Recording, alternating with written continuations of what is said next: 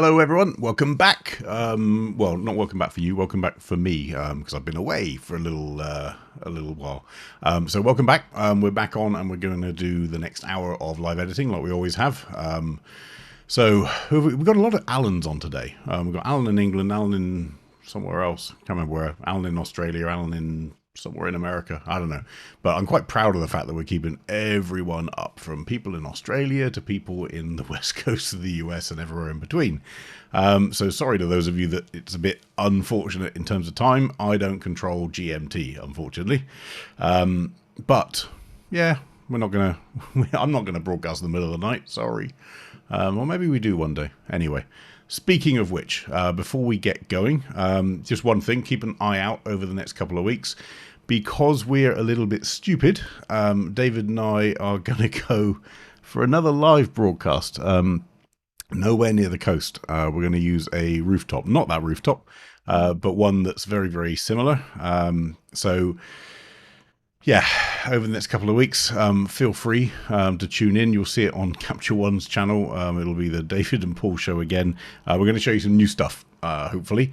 So we'll be up somewhere, up nice and high, taking some pictures, but also editing them on Capture One. And hopefully it won't rain. It won't be a ridiculous storm out of the blue, and you'll get to see some really cool stuff. So keep an eye out. It'll come up over the next couple of weeks. But in the meantime, we're going to spend the next hour, as I say, editing Capture One here. Capture One being the raw processing piece of software made by the guys in Denmark. Capture One 21 is the current version, so if you are on version 21, make sure please that you update to that version, which is 14.4.1. For those of you that are interested and are on a Mac, then 14.4.1 does work on Monterey. I'm running it today on 12.0.1, I think it is, on Mac OS Monterey. It also works on Windows 11 builds. So there are a lot of changes that were done in 14.4.1 for extra support of stuff, but also operating systems. And this is the one that has been checked to work on Monterey and is fully supported. Previous versions, if you have a problem on the latest operating systems, you may have to look at upgrading your version of Capture One first before asking or reaching out for support. So if you don't know how to find out the version you're on, in Capture One, you're going to go to the Capture One or menu, or the About menu, and pull up the little About screen, which is the one just above my head here. And if it doesn't say 14.4.1, then you're not on the latest version. It is fine to be on version 20, which is technically version 13, or before. You'll be able to follow along with most of the stuff that we're talking about today. But for most of the latest features, as well as operating system support, you need to be on the very latest version. If you're on a subscription, that's included. That's what you pay for. That's why you subscribe. If you're on a perpetual license, you've got a choice of upgrading, but just bear in mind that around the corner, pretty soon, is version 22. I know there were some offers where you'd get version 22 included in an upgrade price. So have a look at those. But that's the version we're going to be using today. And if you don't have it at all, never heard of Capture One, then go to capture1.com and download a free trial. It works for 30 days. They don't restrict you or anything like that. So off you go. Enjoy. And let's get into our pictures. So today's images. I've got quite a collection, actually. We've got a similar theme in terms of some of the exposure stuff. But we've got some very, very different pictures today, starting with Georg's. So if we go into Georg's image, there was actually a crop that was done on here already. So this is actually Georg's existing version. If I press the Y key on the keyboard, I get my before and after split, so I can see before, after, and what's been done. But if I go to my crop, remember that before and after in Capture One, which is also this button up here on the top, will only show you the final crop that you've chosen. It's designed to do that, so you don't get confused. If you want to see the full image, you need to go into your crop tool up here, and we can see that Georg's actually cut some of this stuff off already. And I think this in part comes from the question that came in, which was about overexposed areas and bright areas in the sky. If I look at this second example here, we can see up here, let's just zoom in. You know, these are incredible trees. It's stunning, the level of detail in here, but the sky is blown out. And of course it's blown out compared to the darkness that's going to be in the forest. So if you've got a camera with a great dynamic range, it's going to be possible potentially to pull this back. But on most cameras, it's going to struggle with this level of difference. And let's just do an example. So if I take our exposure, which at the moment is 0, and bring it all the way down, even though I can get this away from white, so in other words, this was 255. If I go to my exposure warning up here, so let's just turn our exposure back. It's warning us that we've got some exposure here, or overexposure here. But why isn't it warning about the sky? Well, it's because none of these are now, if you look at the top numbers, above 255, which is what I have my exposure warning set to. Why are none of them above 255? Well, on our basic edits, Georg's pulled down the highlights, -68 in HDR. So if I were to reset this, we'd see the sky is absolutely blown out.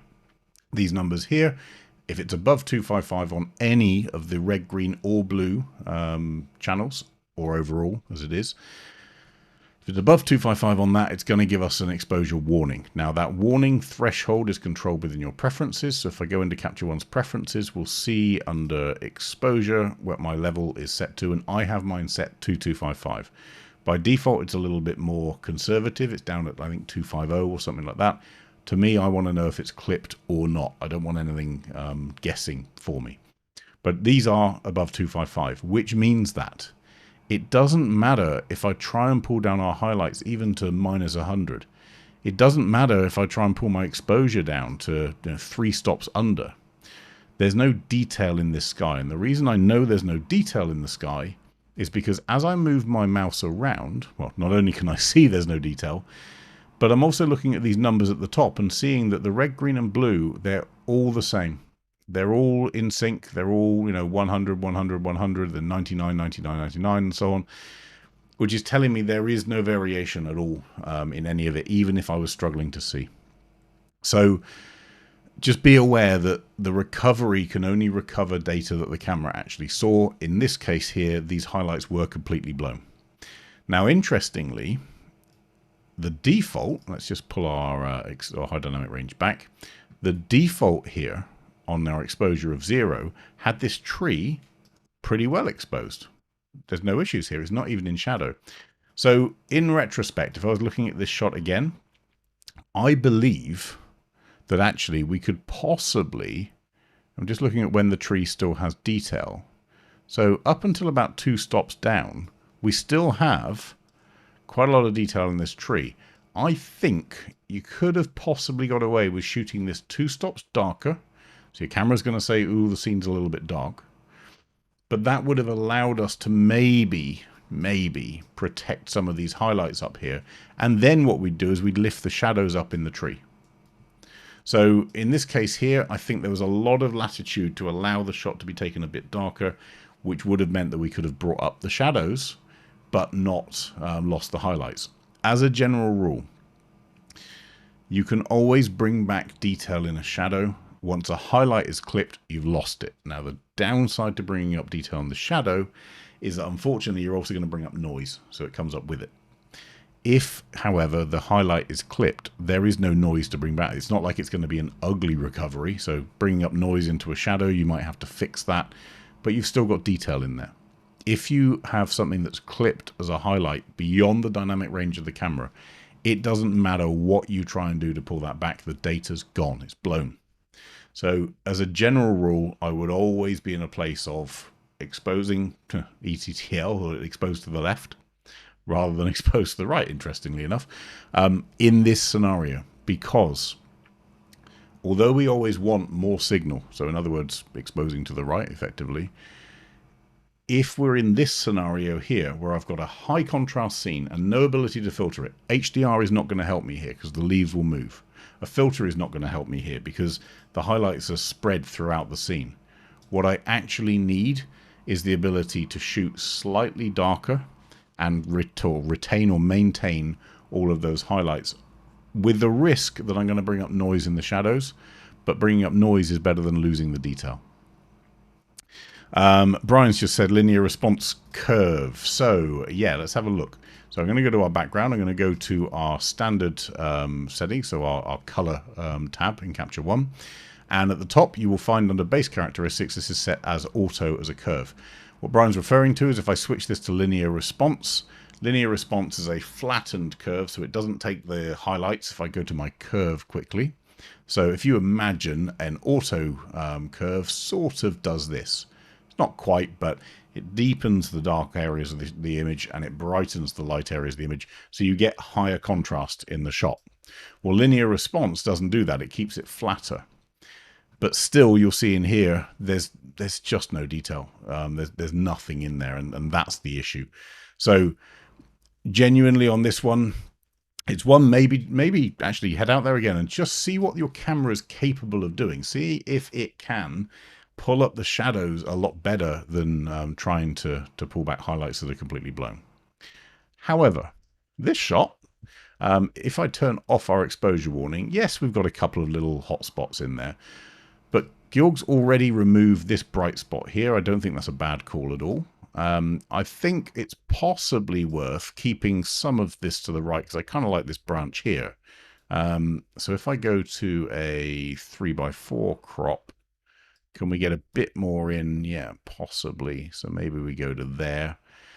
You know, yes, we can be worried about that, but it's so minor. I wouldn't worry about it too much. I'm going to go back to our basic edits tab. So this is what Georg's done. I'm just going to clone that variant. So I'm going to make changes on this version of the shot. Georg's original changes are on this one. This version means that I've got a separate variant. It's not affecting Georg's original, and we can compare later. So let's just have a little look. If anyone heard that, it's a really loud alarm on a car going by. Right, let's have a little look at our area up here. So what I am going to do on our basic edit, so Georg separated out the background layer from a layer with all the edits on. It's a good idea because it means that we can always pull back some of this information here. And yes, Joe, there is a sign on the bottom right. We're going to deal with that in a second as well. So basic edits is a separate layer. This is a filled layer. So in other words, everything on this layer is completely applied. So it's a 100% filled layer. So everything that I'm doing is going to apply to the background as if it was on the background. Now with this up here, I'm just going to pull those highlights down and I'm going to pull the whites down as well. Again, it's not going to bring back any detail, but it's just going to lower the level of that white to be a little more soft. So maybe it's not quite at 255 all the way through. We may be able to just pull back some of that contrast. The rest of the shot though, oh, in fact, let's just do that very quickly now. So our sign here, fun one actually. We talked about this a couple of weeks ago. The heel brush choosing an area outside of the frame. So here's the problem. Let's go back to my crop and let's just zoom out a little second. So here's my crop. Let's imagine I try and do a heel brush here. And look, Capture One has chosen an area outside of the crop. So how do I get access to, I guess, the source point and change it? How do I move the source point around? Well, I'd actually have to go back to my crop, undo the crop, move the source point back in, then redo the crop, which is really annoying. So instead of that, let me just delete this heel layer. I'm going to create a new heel layer. If ever you know you're working on the edges of a cropped image and you know where you want to take the source point from, just choose the source point manually yourself. And the way you do that is the Option key or the Alt key on Windows. So let's just zoom in here. So I'm going to go back to my heel tool, which is Q on the keyboard, and I'm going to hold down the Option key and click here. That sets my source point. Now, Capture One may have chosen that source point automatically anyway. It may have got it right. But if it was likely to go outside of the frame, if it was likely to choose an area that's in the crop, by doing this, I'm forcing Capture One to use the area that I want it to use. Now in here, we've got to be a little bit careful about blending because we don't want it to look out of place, but that's done a really good job there. So there's our sign gone. Oops, sorry, let's just switch to our zoom.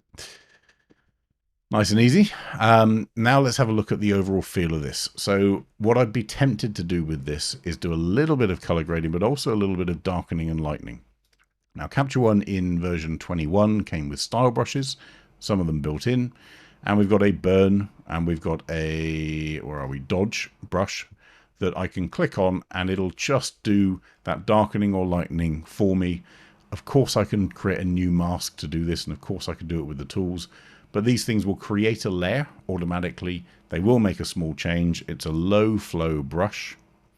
Let's just make it a bit bigger. So with our brightening area, I'm going to possibly just brighten up some of this color here, just creating a little mask. And you'll see on the left-hand side, it's created this dodge or brighten layer, for the style brush.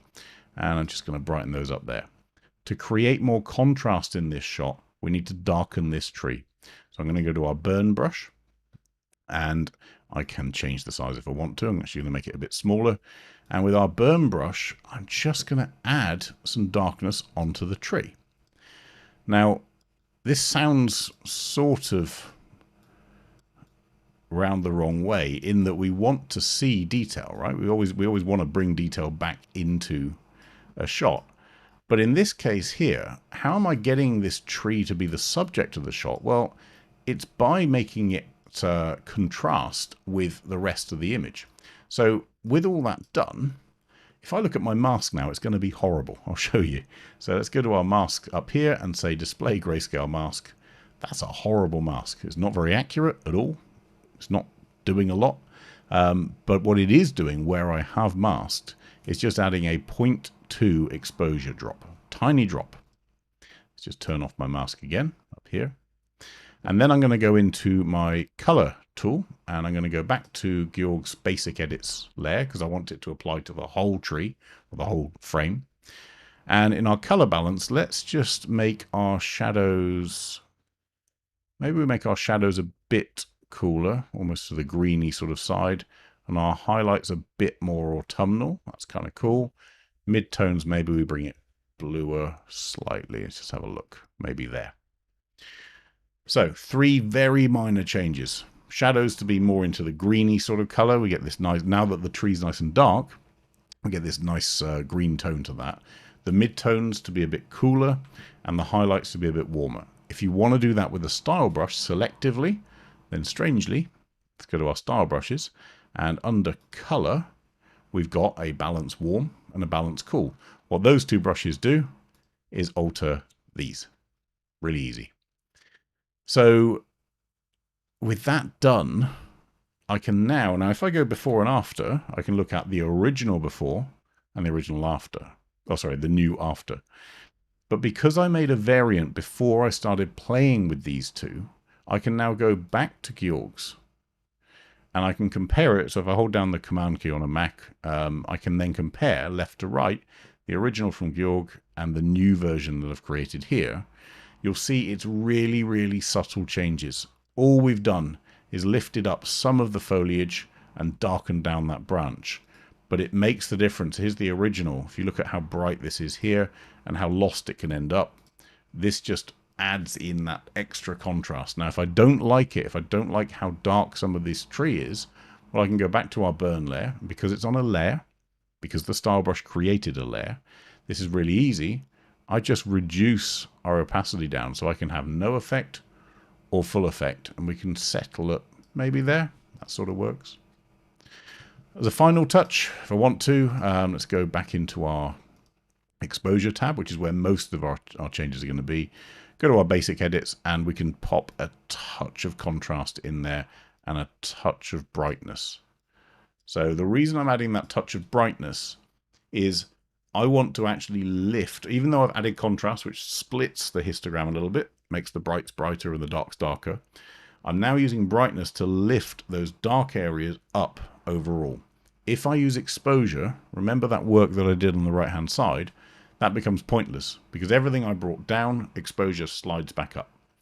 Brightness doesn't do that. It doesn't slide the histogram left and right, it squashes it. So it lifts up the shadows. It does brighten the rest of the image, but it kind of stops at that wall. It doesn't actually push it off the end and overexpose. And that's it. So on this one, Georg, honestly, give it another go. See if you can underexpose in this shot, because you have got huge amounts of detail in this tree with no exposure change. Let me put that shadow back. You have the ability, if I go to the darkest parts of this tree and look on the orange line on your histogram as to where that's falling, it's not quite off the wall. There are some areas that are, but they're literally in the shadows. You could go a little bit further. You could darken the exposure down. And maybe, I can't guarantee it, maybe the sky is just way too bright, but maybe you could get some detail back in that sky. So, yeah, that's sort of where I'd be with that one. Where are we? George, different George. I hesitate to process my global adjustments on a layer like this. I've seen somewhere that some cursors have a different impact if applied on a layer other than the background. Yeah, so some things in Capture One you cannot do on a layer. So if I go to our, or Georg's basic edits layer, let's just hide that comment a second. You'll find that things like color noise reduction, single pixel don't really work. Well, they don't work at all on a layer. Black and white conversion tends to be global. It tends to be on the background regardless. Film grain, you can do, I think, but you can't. Yeah, you can't change some of the parameters on some of these on a layer. So there are some things that you need to do on the background layer. But in general, for most of the tools that most people use, you don't need to do it on the background. You can absolutely do it on a layer. That's just bear in mind the first thing to do with this layer, just turn the mask on, is fill it. So when you go to create a new layer, you can either hold down on the plus sign and go to filled adjustment layer, or if you accidentally just clicked it and you created an empty layer, I right click and go to fill mask. I have seen someone create an empty layer, realize it wasn't filled, and then brush it for a long time. I'm not really going to make you watch me do that, but you don't need to do that. You just right click on the layer, go to fill mask, and it will fill the entire layer with, oops, oh sorry, because I've created that mask. But if I need to fill the mask from the beginning, just go to fill mask, and it will fill the entire layer, and then your changes apply everywhere. Jim, sunlit leaves on the bottom right are a bit of a distraction. Do you mean this one or this one? I'm not sure, but either way, then we've got our darken layer. So if I go back to my style brush, so I can either go to a style brush, so I can go back to my burn darken one, and it will select the layer for me, or I can go into this layer, and after all, this layer is basically just a mask, and I can pull this down here. If I'm specifically looking at this area here, I could create a new mask and call it right hand leaves. And let's create in fact, we won't do exposure, we'll do it with highlight and white. And I'm going to create with a brush, a low flow, and just, in fact, let's put that flow up quite a lot. And just darken down those highlights a little bit. Just bear in mind when you do that, you're probably going to give the impression of saturating those areas of the image. So it will reduce, I guess, the amount of highlights that you see, but not a huge amount. To me, I think is okay. That kind of works. Okay, let's go on to Francesco's shot. So this one in a case. This is Francesco's edit. It's a JPEG. And we've also got the raw file here. So the CR2. So this is out of camera. This is the edited version. And again, you can see the same theme. We've got an exposure challenge. In this one, I don't believe for a second, even if we had shot darker, you'd be able to recover that level of range. This is one where potentially HDR might help you. Or we just accept that there's a massive, great big ball of light in the middle of the shot. If I bring up our shadows, we can see what I mean about bringing up information but with noise here. So this is what happens if you bring it up too much. If we bring up too much of the shadow, we get all this noise as well as the detail. You know, we can see a lot more in there. Let's pull up just shadows alone and black. So we can see there's more stuff in there, but as we do it, we're bringing up noise, and that's not particularly nice. So on this one, we may do a bit of shadow recovery, but we are not going to be able to get that difference settled. And the same thing applies. If I move my mouse over here, look at these numbers at the top.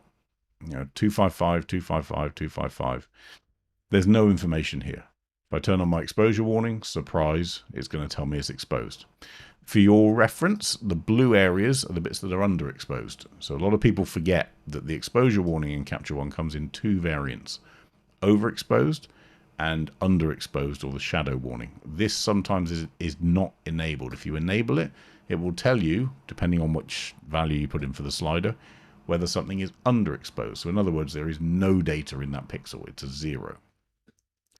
So in this case here, you know, if I pulled up our shadows, the blue starts to disappear. Up the black, where blue starts to disappear. Down the highlights, down the white. Then we get to a place where all those warnings have disappeared. But you can see on there that even though the warnings have gone, technically these items are no longer 255. They're 227 on the top. There's no detail in it. And the same with these shadows. So there does come a limit where you're just bringing up noise. You're not really bringing up anything other than data that you don't want. So be careful that you're not overdoing this. But those warnings can help if you're worried about missing something. In this case here, we don't need a pink blob to know this is overexposed.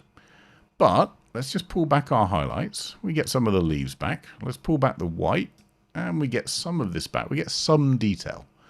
So in this shot here, it's not going to do much harm to leave those sliders at a negative value, just to pull back some of this information. What you will get is a bit more, I guess, of a digital look around these leaves. So if I go to without, you see it's a more soft fall off. With, as it started to try and claw back those highlights, you get this sort of very binary edge. So I personally would probably go to around there and no more. And we're going to accept that that's a great big hole of light, and that's what we're using. So with that done, we've now got to look at what we do with the rest of the cave. Where are we? Francois. So sometimes when the sky is too white, grey, and there are no details in, I put a Luma Range and change a bit the white balance. Yeah, so yeah, it can work. So let's just do what Francois was talking about. I'm going to create a new layer. And on this layer, I'm just going to very, very quickly put in a solid brush over here, this mask. And what Francois is referring to is the Luma Range. So if I choose my Luma Range on here, and we're going to see that Capture One calculates what area it needs to cover. And I'm going to say everything that's bright, but not stuff that's too dark. So I only want to capture the very, very brightest parts, so the sky, effectively. And a soft fall off, because if I do this, you're going to get a very, very hard line where it's in or out at 232. So I want to say anything 255 to 232, including the mask. Anything from 232, this one here, down to 201, or 198 now, slowly fade out, so you get less and less of a mask. So 100% mask, 50% mask, 0% mask. I'm going to add in a little bit of radius just for smoothness around the edge and hit apply. And what Francois was talking about is with this mask here, we could then pull down the exposure and change the Kelvin. Now I'm overdoing it. Please don't do exactly what I've just done, but you get the idea. You can change this to have a little bit of a hint of a color in it. You could make the sky warmer or cooler. So if I reduce that exposure by maybe 2/3 of a stop and cool it down, do we get a slightly more interesting look because it's now more blue than white? Maybe. It's your call. I'm going to leave it in for the case of this edit, but that's your shout to decide on. And another one, David. So there are a few hot pixels in the shadows. Let me just check whether they are indeed hot pixels or whether you're referring to the exposure warning, which is this. So the exposure warning being on is going to do that. If they're hot pixels, we're looking for, as one there, these little red, green or blue dots. Normally they come out as red. That's a hot pixel. So that's with high ISO or a long exposure or a hot sensor, lots of different reasons. And for that, in Capture One, you have a little tool, which is the single pixel suppression tool. So it's under noise reduction, so you'll find it under the details tab on the left-hand side. This is one of those tools, funnily enough, just talking about it on the previous image, that you can only do on the background. So with the background, we can turn up our single pixel until that red dot disappears, which doesn't need much, only needs a value of 2 in this case. And the red dots, and there will be many of them, I'm sure, around the file, will have disappeared. Now, one thing to bear in mind, when you zoom out to anything less than 100%, now you're probably going to struggle to see this on YouTube, but people get caught out with this. They do the single pixel reduction or they do noise reduction. They zoom out beyond 100% and all that noise reduction and single pixel stuff comes back. The reason is because it's still relying on the original preview. Once you go into 100% or more, then Capture One is redrawing from the raw. So noise reduction, sharpening, single pixel, halo suppression, please only do those changes at 100% or more view. You cannot do them zoomed out because you're viewing a preview and that preview is not going to give you the update based on those pixel changes. But in this case, that hot pixel's gone. If we were referring to all of the blue hot pixels, they're not hot pixels. They're areas that Capture One has decided are below 0 in this shot. So turn off the exposure warning, that disappears as well. So with the shot overall, there is one thing that is bugging me, which is this. I know we're in a, let's call it a traction of some sort. I think it was Azores or something, Francesco said. But I know that this is natural lighting. I know this is artificial lighting. It would be nice if it wasn't there because it does sort of ruin the effect. So just like before, I'm going to choose an area as a source, so the Alt key or the Option key, and then draw my heel area here, and we're just going to get rid of that light, maybe like that. Got a choice with this bit of fern here. I think I want to get rid of that as well. And we've now got less of a distraction. We could also reduce this green down here, but for now, I'm pretty good. But to me, that's just, it kind of ruins the effect a little bit. I know it's there. I know it's in reality, but for this image, I don't think it's going to help. What does ST say? Sorry, I missed one of the comments. Assume there was details in the sky. Should we focus and meter that area and try and bring up details inside the cave? Yeah, tough one. So if your camera has the dynamic range to do it, I would meter on the sky and come down maybe 1 or 2 stops. Reason being, the camera probably has enough range to be able to pull back 1 or 2 stops of highlights, maybe 3 in some cases, and you're going to be able to pull up the detail in the shadows. If you don't have that much of a range in your camera, in this particular shot, you're going to have to do maybe 2 shots, maybe 3, and blend them using HDR. Funnily enough, which is coming in the next version of Capture One. Personally, I'm a big fan of relying on the camera's dynamic range simply because I don't want to create an image that could not have been seen. And that can be interpreted in different ways, I know, but couldn't have been seen by our eye. Obviously, our eye is very good at effectively blending in your brain the overexposed area and the underexposed area, and it gives us a complete image. The camera doesn't do that, whereas a bracketed exposure can. So, yeah, this is a case where HDR may help, but I would tend to... Actually, I'll give you the different answer. In this shot, I would shoot it 3 times, regardless of HDR. 1 metered as the camera sees in the middle. In this case here, that's going to be somewhere between this darkest part and this lightest part. It's going to try and aim for middle grey. Then I would push it a little bit brighter. Then I would push it a little bit darker. And in your software, then see what's going to be better. Pulling down the highlights from the brighter version, or pulling up the shadows from the darker version, and see which one gets you more information. So it's a bit about knowing your camera. I know what I would do on my camera in this case because I've played with it in these scenarios. So you kind of need to play with what your camera can help you get away with, and that will determine whether you're going to push it to the right or pull it from the left. Either way. But go and play. That's the fun part. So that's our heel layer done. Let's go back to the cave overall. So I'm still on our exposure tab here, and I'm going to create a new layer, a filled layer, just like we talked about before, and we're going to call it base edits. This layer being the sky hole, let's call it that. So our base edits, for neatness, I would put it at the bottom. Remember that your layers stack. Remember that they're completely non-destructive, so it doesn't, you can move these layers around. It's still going to have the same effect, but it's just a bit neater to have the base edits at the very bottom near the background.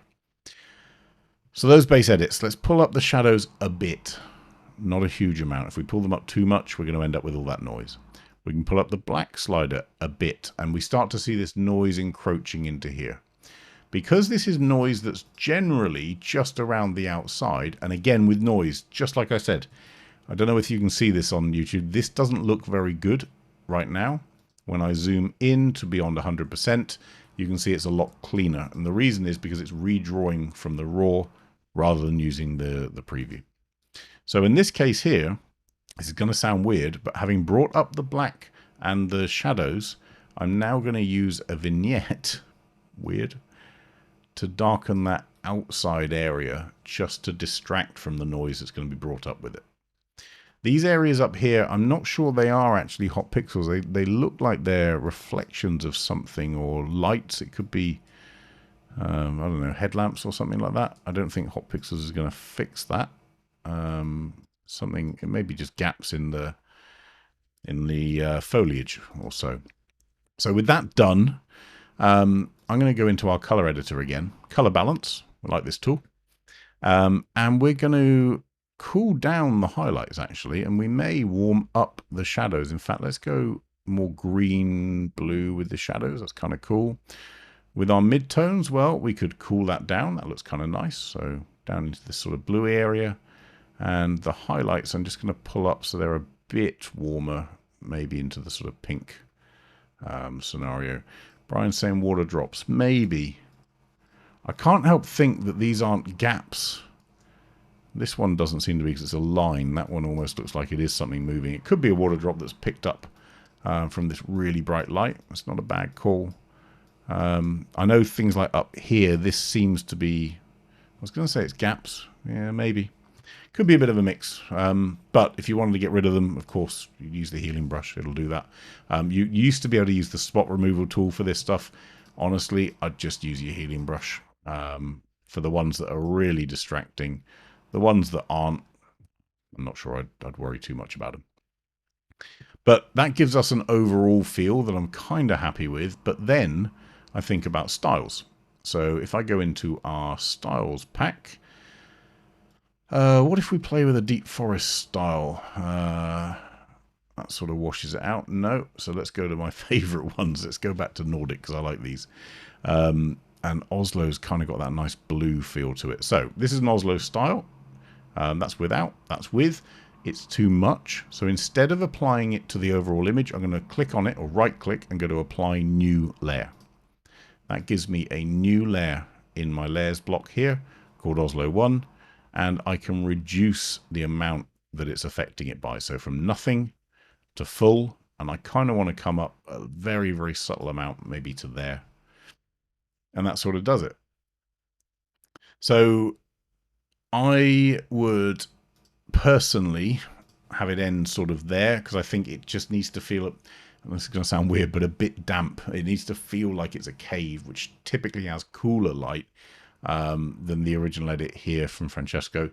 But again, I wasn't there, you were, so I would rely on your eyes rather than mine, but that's how I would take that edit. Let's just switch our crop a little bit to very similar to where you were at, so it's an easier compare. So we go there to there.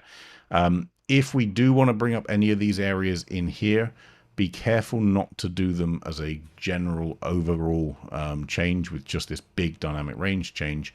What I'd do is I would either use a style brush or do it on a separate layer, but for ease, let's do it on a style brush, and let's do a recover shadows style brush.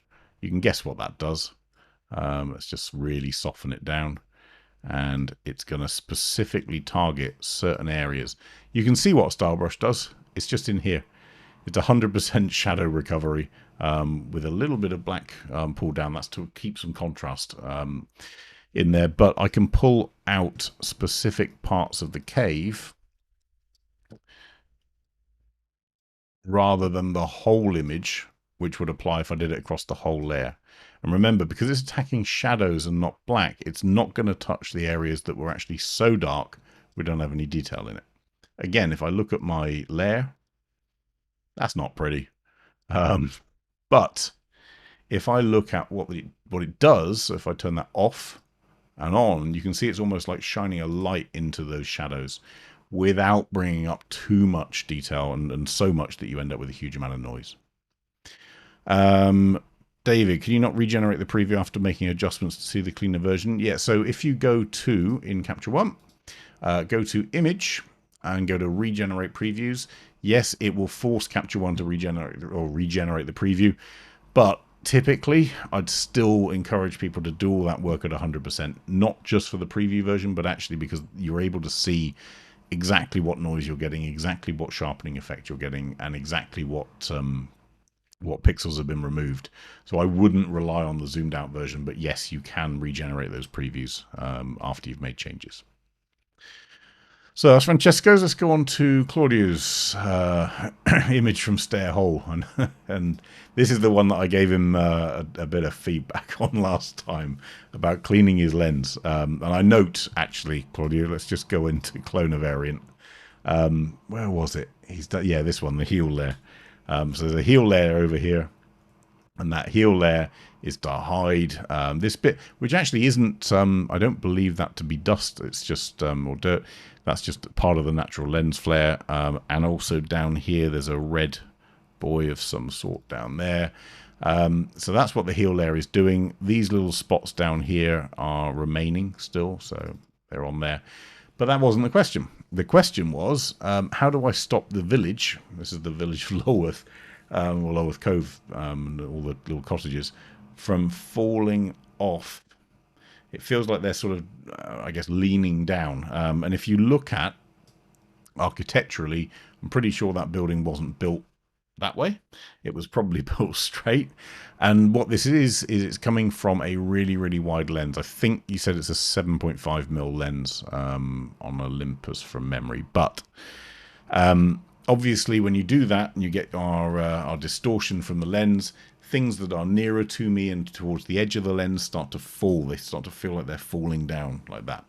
The horizon, it's interesting. You said is straight.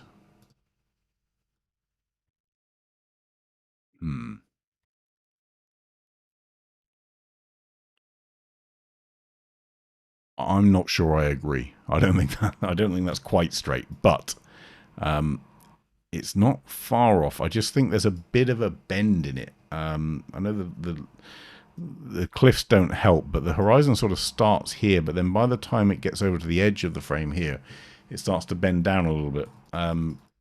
So either it's slightly leaning to the left, and I think that may be part of the case, or we've got a bit of distortion going on in the lens. Now, because the lens isn't recognized by Capture One, we've got an issue that we can't really do much in the way of distortion to that particular lens, but we can do a generic change. So I'm just going to up that edge a little bit, and that will also help some of these buildings too, but it's not going to help it enough. And if we really want these buildings to be straight, what we've got to do is a keystone or a perspective correction to it. Now, this is where you have to make a decision, because whenever we shoot with a perspective distortion, to correct it, we're going to lose some content. I can't fix that. I can't change that. So because Capture One needs to pull at different directions and pull in different angles to fix that pull of this building. So if you imagine, if I draw a straight line from here through the building and follow the line of the building, we end up here. So in other words, in order to get that building straight, I've got to pull this area of the left, the bottom left, out of the frame, out to the left. When I do that, I'm going to lose all this content on the left, because it's going to take this point here as the top corner that's anchored. I'm going to pull everything here off the frame in order to even up or straighten up that building. So maybe there's a more subtle way of doing it than the complete keystone correction, which is maybe with a horizontal one. So what we can't do is fix this with a rotate. So let me show you why. If I go to our straighten tool and draw a straight line right across the village. So let's make that building straight like that. So look at the dotted line. It's right across the windows of that building, quite even, quite straight along. And of course, now our horizon's completely wrong. Let's not do that then. So let's instead straighten vertically to the building, yeah? So let's go and follow that line of the building there. Same thing, because the building is now straight. Great, the village is straight, but the horizon isn't. And the reason is because in this lens, you've got such a pull, such a distortion, that things nearer to us, unfortunately, get pulled and stretched in such a way, especially when we're looking down on them, as you are from this viewpoint here. So instead, we're going to use a horizontal keystone reflect or keystone correction.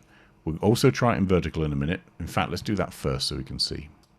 So in theory, this is a vertical problem. If I look at that image there, or that building there, I'm going to go to the near of the side, or as near to the side of the image as I can, out to here. I'm following that line of that house. I'm having to guess a little bit because it's not quite big enough for me to get it right. And I'm going to make an assumption that if Claudio shot this shot level, then I need to do the same on the other side to keep it fair and even. But I don't have anything to follow, so I've now got to do it kind of by eye. Maybe there. Hit apply. Now we have actually a much more straightened village with some of this stuff here. Kind of works. We've got a bit of an issue here on the horizon. So I might choose to do that with the straighten tool instead. Let's go to there. And then you start to see the seesawing happen between, well, I've got one part straight and not the other part. And this part's now straight and not the other part. You'll get carried away with that and you'll end up in nowhere. It's not a good outcome. So instead, I would leave it with some interpretation of that lens. We're not going to get this completely clean, completely straight, completely level with that style of lens from this vantage point with that field of view. It's just not going to happen. But I can say that, well, I know the horizon was pretty much straight, and I need to effectively pull this on the right-hand side to be bigger. So the stuff that was in the distance to be bigger, which will pull the image and effectively push this house away, which helps me with that distortion. So if I pull this up here and hit apply, we can see that we start to get a straightening of that building there. We get a bit of an issue on the horizon, which we'll deal with in a second. But that's not the biggest problem. The biggest problem is I start to lose, and look at how much I start losing of this shot. So I can, though, go back to my distortion and really start to pull that up like that. So that keeps our horizon hopefully a bit more level. Not quite, so we're just going to make a little change around there. Just to there. We've got our houses straighter. They're not straight, but they're straighter. But we've chopped a load of stuff off. So I may now have to look at a different aspect ratio. Maybe it's 1:2, maybe it's 3:2, not sure. But let's just see what we can do here. Maybe you go to, I don't know, there. We're in a better place, but it's still not perfect. And this is the challenge that you start chasing. So what we can do is a bit of a mix of both. We can say, well, we knew we needed to pull that side out a bit bigger. Not so much. And we know that we need to straighten this line here for this house there and try and even it up there. So let's hit apply there. Now we're in a better place. And now, if I go to our original aspect ratio, having used the 4-way correction, I can get us to a place which is, and I'm going to use the word very carefully, better. Not perfect. The house is still, or the building is still not going to be completely straight. But the horizon is. And I've got more of my image back. And if I look at here with this real dramatic fall off versus here, this just feels a bit more, I don't know, level, even, less like it's falling into the village or falling into the side here. But there are limits to what we can do. I guess that's the key point here. You are going to find every now and then a limit to what you can get away with and what you can push with keystoning, as well as with straightening and so on an ultra wide lens that has a tendency to curve.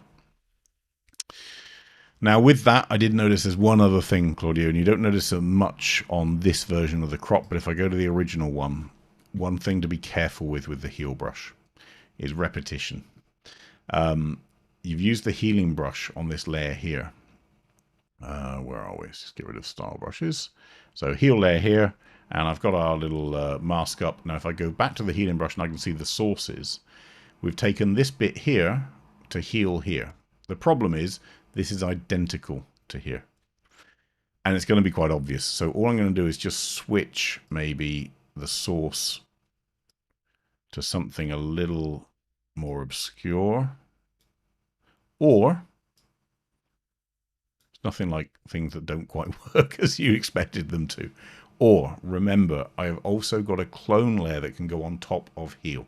So don't limit yourself just to heal. I can go to a clone mask, and with my clone I'm going to put a lower opacity, slightly bigger size, and I'm going to choose a source and say from here, and I'm going to paint onto there. And you'll see I'm just blending some of the original, oops, we've got picked up on the lens flare. Remember that your clone tool comes from the original raw data, not from your corrected data. A lot of people fall into that trap. But you'll see that we've now blended a bit more, I guess, randomness, rather than just copying the original piece here and then placing it there, which is what the heal brush did by default. So just be careful with that, that when you do go to heal, you don't end up in that tricky spot. Now, with that done, there are a couple of other changes I might want to look at on here. Let's go to our, in fact, let's create a brand new filled layer. With our filled layer, I'm actually just going to pull down the shadows a little bit just to get a bit more contrast in here. I am going to punch clarity a touch more, and do I do it white balance? No. So with white balance, we're going to shift the whole image across to warmer or cooler or pinker or greener. But using the color balance tool, I can choose certain areas. So I can make our highlights nice and warm. So a nice warm sunrise. There we go. It looks pretty nice. Our midtones I can keep green, so this nice lush green here. And our shadows, we can maybe drop that into a cooler, or maybe even a warmer. No, let's go cooler. A cooler area here, like that. If I go before and after with our color balance alone, so that's without, that's with, you'll notice it's a tiny change. The highlights have been warmed up. That sunrise has been warmed. The midtones I may actually just warm up a touch as well. And remember that I can also pull down the brightness or up, if I want, of each of these individually. So I can make our midtones darker or brighter. So let's pull it down there, and I can make them more saturated or less saturated, but in this case we're going to leave it there. But what I am going to do, I think, let me think. I'm just going to put in a little gradient layer. So here's our linear gradient here.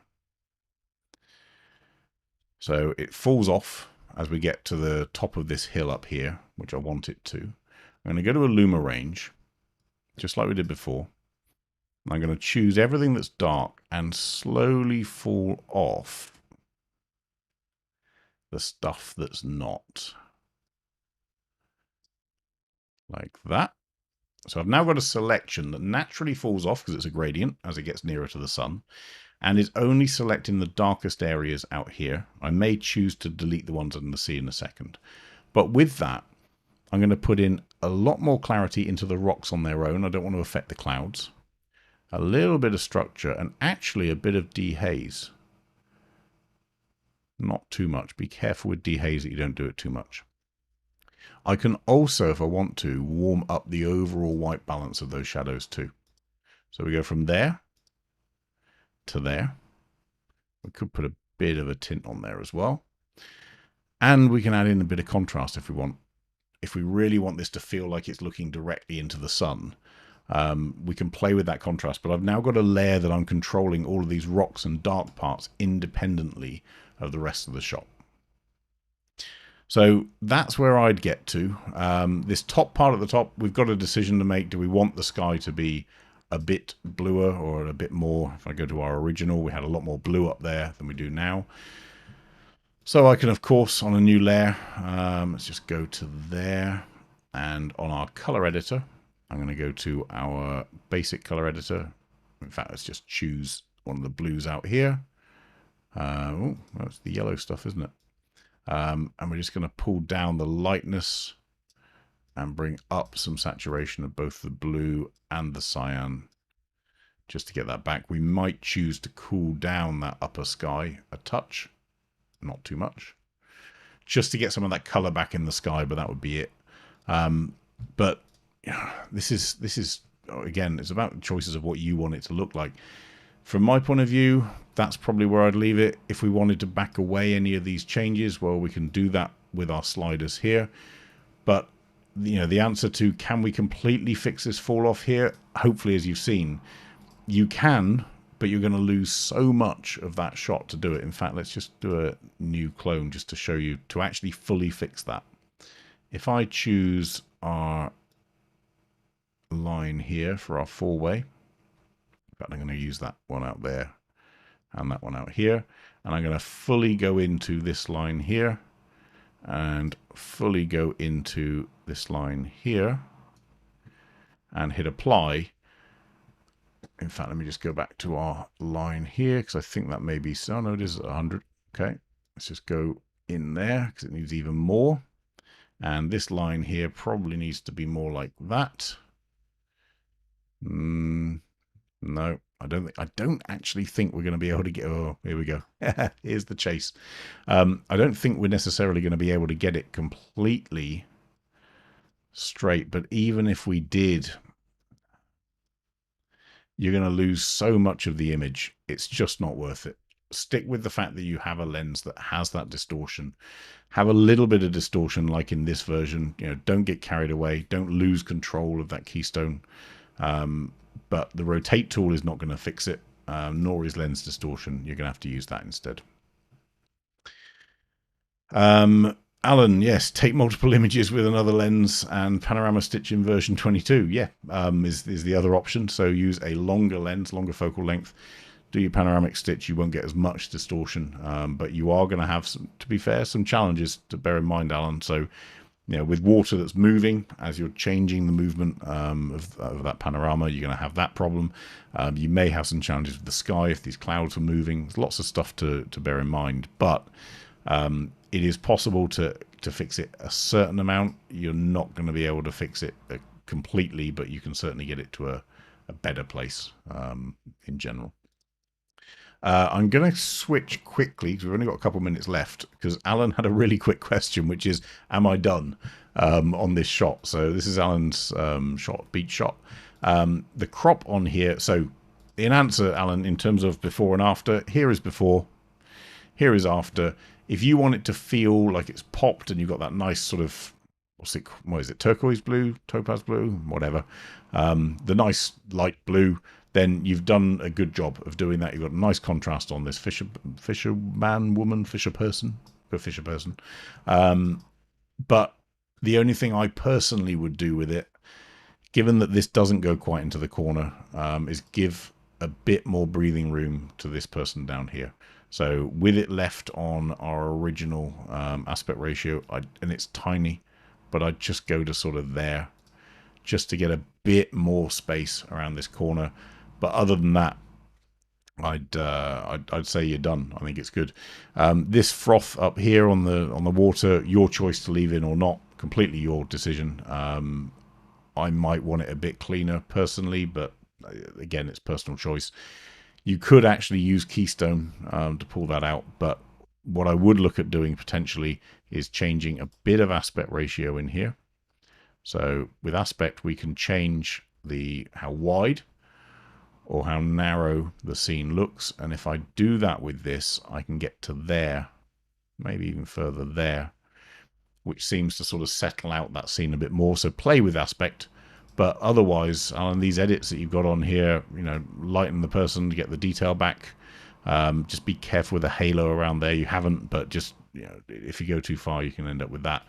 Lightening the beach, and then globally, you've done very few changes actually. So I think I would I'd be happy with that. Just do make sure you give enough breathing room to your subject. Even if you come in here, you know, just make sure there's enough room at the edges and at the corner, so the person's not right in that corner and it feels like it's butting up against the edge of a frame. Okay, so for today, that was Alan's one. Good thing with Alan's was it was a quick one. Am I done? Yeah, you are, pretty much. Just maybe play with the crop a little bit in the aspect. Claudio's shot here. If you are shooting on a 7.5mm lens, you are going to get some perspective distortion when you look down. Things are going to pull. You can fix it to a certain extent, but once you start getting out of control, just stop, reset, try again. But you're never going to be able to get this completely straight without losing half of the image. You'd end up losing all of this detail here, and the shot is about this coastline. It's not necessarily about that house. Francesco's cave, you know, again, it's about that exposure challenge. If ever you're dealing with a really bright area and a really dark area, you're going to have that challenge. Linear response can help with some of these things, but it's not going to fix that differential between the overexposed parts and the shadows. But remember, you can pull up detail in a shadow even if it brings noise. You cannot recover something that's completely blown in the highlights. Which then we go back to where we started, which is Georg's tree shot. Really nice tree, really cool tree. I like it. But yeah, maybe if ever you go there again, you might have to wait another year for that autumn. But if ever you go there again, try, you know, like I say, experiment. Try one hotter, one cooler in terms of how much exposure you're giving the camera. Try one that's darker and see if you can lift up the shadows easier than trying to fix these hot spots up here, because I'm sure there was some detail in there. It's just the camera can't see it at the same time. Right, that's it. Remember, as I say, keep an eye out for the the Reefer and Grover show in London in a couple of weeks. But that will be announced over the next few weeks anyway. In the meantime, while I have been away a little bit for the last couple of weeks, I am very much back on board. So we're on that Facebook group in the meantime, so feel free to contribute or challenge or ask questions. Next week will be on Wednesday, not on Thursday, so it'll be Wednesday the 24th. Same time. Sorry, Australia guys. Sorry, people on the West Coast. But in the meantime, keep things coming in. So upload your images, paulreeferlive.wetransfer.com. Please include your name. A few people didn't in the last batch, and we cannot include your image if your name's not in there. But in the meantime, look after yourselves. Keep playing with your pictures, and we'll catch you in a week. Cheers, everyone. Bye-bye.